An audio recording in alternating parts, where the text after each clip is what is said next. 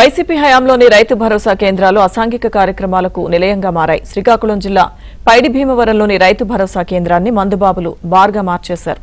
రాత్రి వేళల్లో మద్యం సేవిస్తూ స్థానికులను ఇబ్బందులకు గురి చేస్తున్నారు. అధికారులు చర్యలు తీసుకుని రైతు భరోసా కేంద్రాన్ని అందుబాటులోకి తేవాలని స్థానికులు కోరుతున్నారు.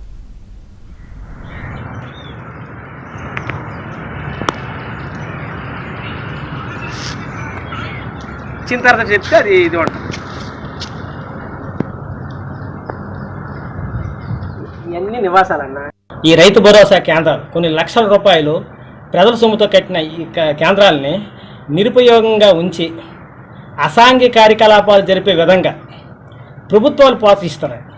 ఇక్కడ మందుబాటులతో మందులు తాగడం, ఖైనీలు గుట్కాలు వేయడం, మత్తుపానీయాలు సేవించడం, జోదాలాడడం వ్యభిచార గృహాలుగా మార్చారు.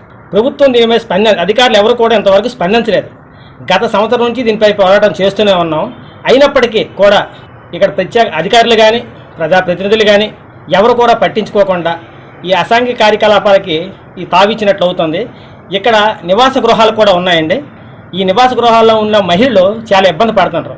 ప్రతిరోజు సాయంత్రం తాగడానికి వచ్చి నానా బీభత్సాలు చేస్తున్నారు. ఇక్కడ దయచేసి కలెక్టర్ గారు, ప్రజాప్రతినిధులు, అధికారులు కూడా స్పందించి ఈ కేంద్రాన్ని తెరిపించి రైతులకు అందుబాటులో తేవాల్సిందిగా కోరుచున్నాం.